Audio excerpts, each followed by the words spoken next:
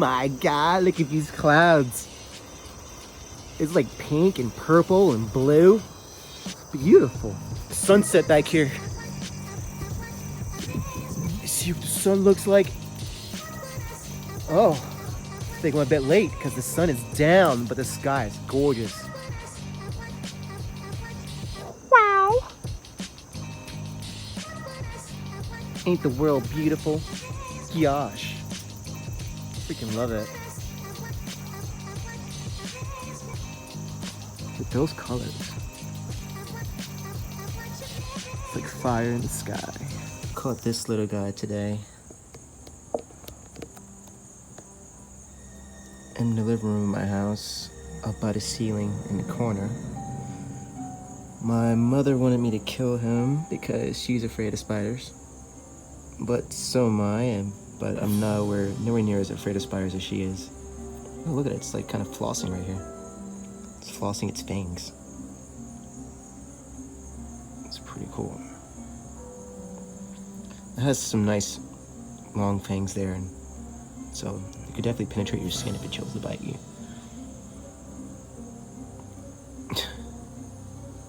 Pretty wild.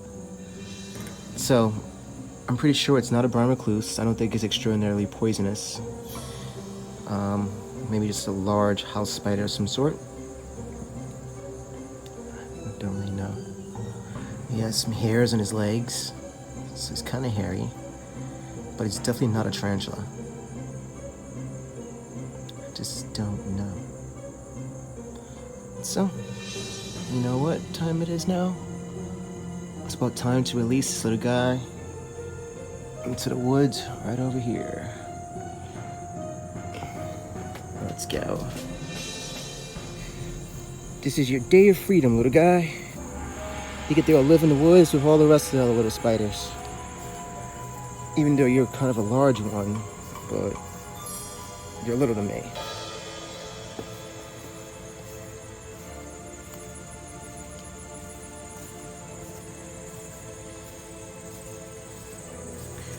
I think over here is a cool spot for him to live. I think a lot of other spiders live over here. Here goes a cobweb. I don't know if you can see it too well on camera, but looks like a good spider habitat. So, let me go a little further down. Maybe that spider there might offer him some competition that he may not want. All right. There he is. Let's open this up. Hopefully he's not angry when I let him out and pop out and kill me. Well, he can't kill me, but he's biting. There he is. Free to go, guy. Free to go.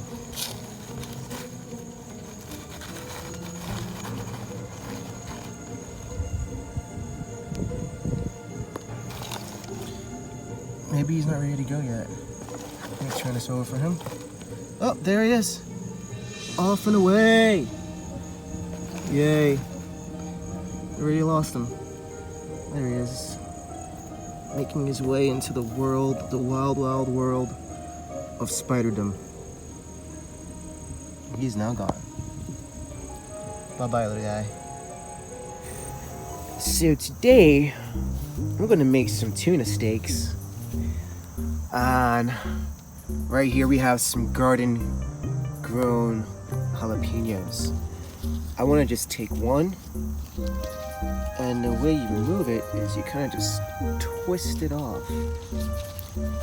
You don't really want to pull on it because you may just pull the whole branch off. The best way to do it is with a scissor, but my scissors are inside. As you can see, it's coming off. There we go. Then we have a nice sized jalapeno. And another thing I like to put on my tuna steaks is some basil. And right here we have some fresh basil growing. I take a few leaves of these. These you could just kind of just snap right off.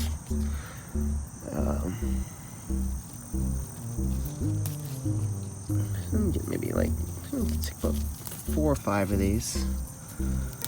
They're so fresh and aromatic. It smells so good. It's my favorite thing right now. Right here we also have some lemon balm, but I will not be using that on, you know what, I just might use a little bit of that on my fish today because it gives it kind of a lemon flavor, which is always good on fish. I have enough basil there, and let's get some lemon balm. There's some nice large leaves here, and these smell amazing too. They taste delicious. Yum. I smell it as I'm picking them right now. It's just in the air. So aromatic.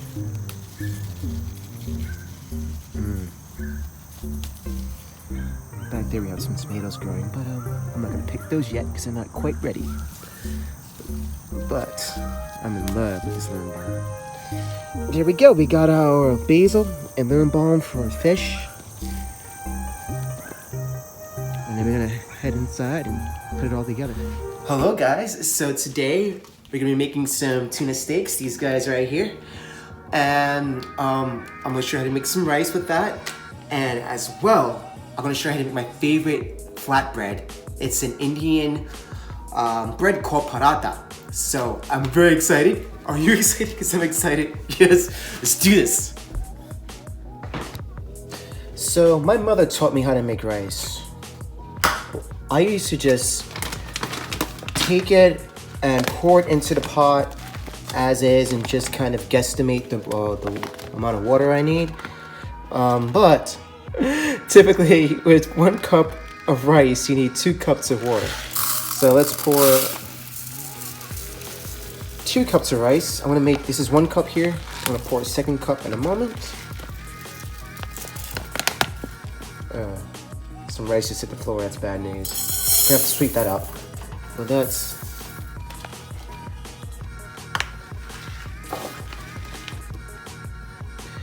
it's 1 cup of rice in there right now. Let's pour our 2nd cup of rice.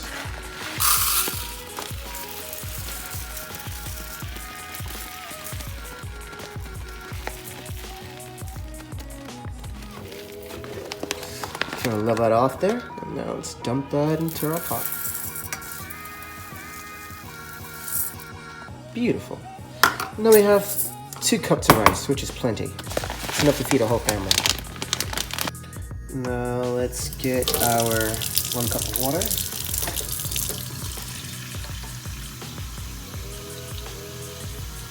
That completes the cup. Let's pour that into our pot of rice.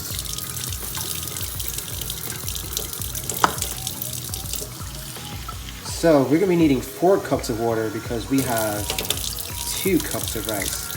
That's 2, 3, and here goes 4. Beautiful. Now we get this back onto the stove. It gets to this level here. You get the little holes on top. The bubbling slows down. You know your rice is either done or about to be done. It's still a little bit of spatter on top there. I'm gonna give it a couple more seconds and then I'm gonna declare this rice done. So I like to broil my fish. So putting this thing on broil, start. Just to preheat it before I get the fish in there. And this rice right now, it's done. Turn it off. And let's get to the fish. So what you want to do here is get these guys cut open. These are in a nice vacuum sealed package, so snip snip. There we go. And now it's ready for extraction. So let's put it in here. Time for the 2nd one. Give it a little snip snip. And extract. Or you can even squeeze it out like a tube of toothpaste. And there we go. Now we got our 2 tuna steaks and our pan. What I like to do with these is rinse these out so that they don't smell in the garbage can. It's always a smart thing to do because you don't want you don't want your kitchen to smell fishy if you don't plan to take out the garbage right away. And this prevents that from happening. So use a quick little rinse, and they're ready to be tossed out into the garbage can.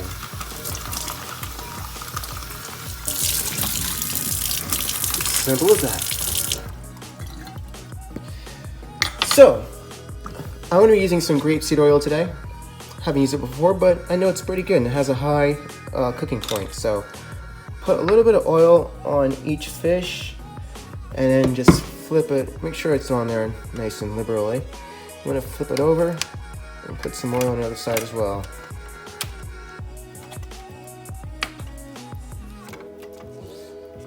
Flip and repeat.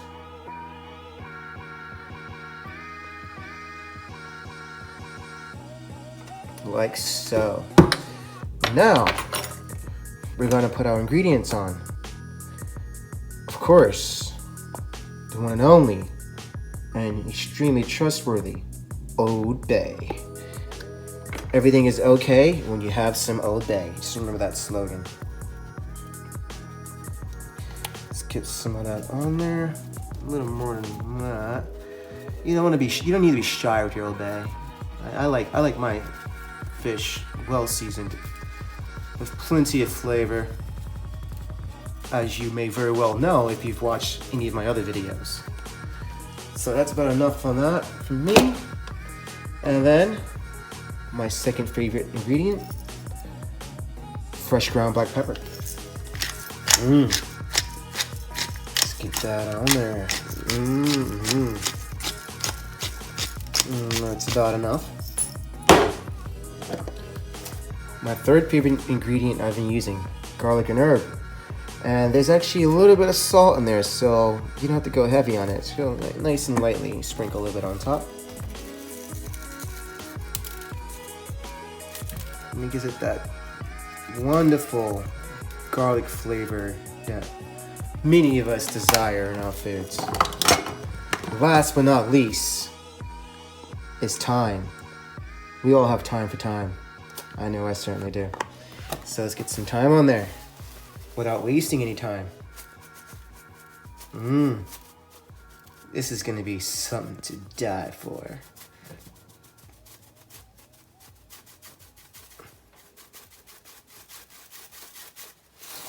Oh, beautiful. And what I have here is a jalapeno. I want some spicy fish today. I don't usually eat my fish very spicy, but today I want some spicy fish. So I'm gonna take my scissors and just shear off bits of jalapeno, pretty much thin slices, onto my fish. And whatever you don't put on the fish, you can just put on the side just to roast by itself and just eat it whole. I like spicy food, so I tend to eat my jalapenos whole if I don't put it on my food. I'm gonna put as much as I can fit on here and then kind of eat the rest whole. That's about enough on there. I'm just gonna put that on the side right there and let that roast. Got a little piece down here. And now I have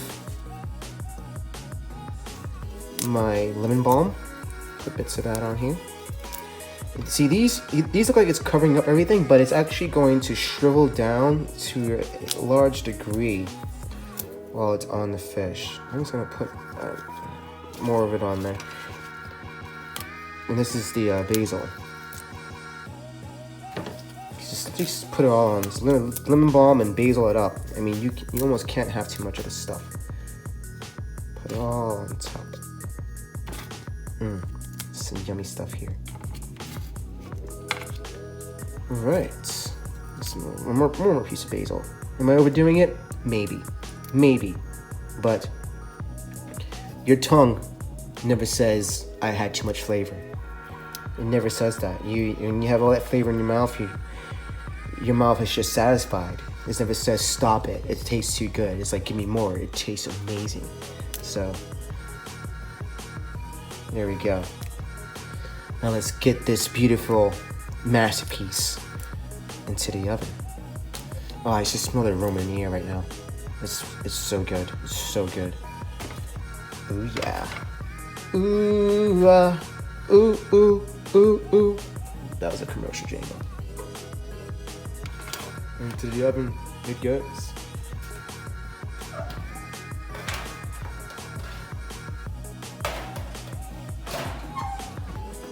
And now we wait.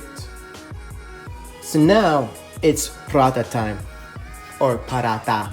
Trying to get the pronunciation right. I get so excited about it. I be singing Prince songs. I'm like, I see this thing. I'm just like, I wanna be your lover. I wanna be your brother and sister too. While I peel this thing off this thing right here. Oh my God. I mean, I know I told you I was gonna show you how to make some paratha, but like, I'm just gonna make some paratha that was already made by somebody else in probably a paratha factory somewhere in a store. I got it from a like a ethnic food store. So yeah, one day I may make some paratha and actually show you guys how to make it from scratch. But this time I'm just gonna take what's ready made and fry it in the frying pan. It's gonna be just as delicious. There we go. I need to turn that fire up so I didn't hear a sizzle. Fire's turned up. Let's get this next one on here. You peel that plastic off. Not very many instructions to this. And you just slap that right in the frying pan and just let it go. Scream and shout, scream and shout. Yay! Oh, don't you be talking to me like that.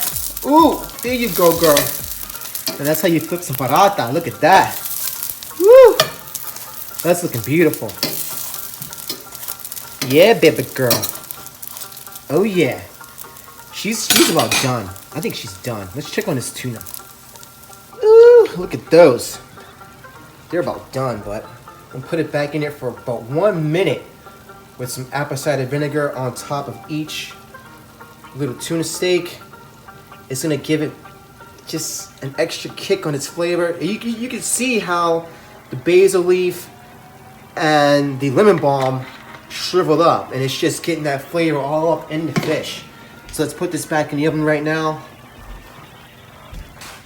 so that I can just marinate in those apple cider vinegar juices.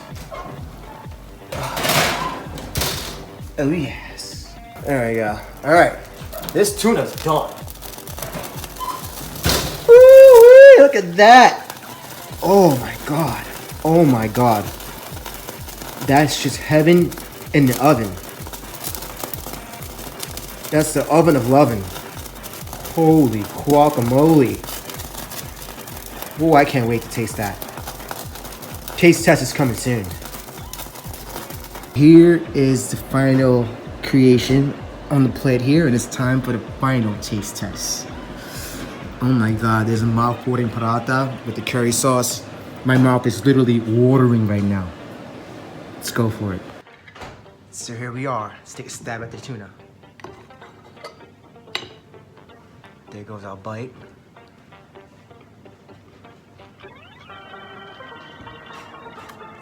It's so good and also spicy. The jalapenos does spice up a lot, but it's the bomb. It's amazing. Let me know how you like it at home. Cook it up, try it, leave a comment. Love you guys. See you very soon. Next episode, perhaps. Later. There is nothing better than a good workout.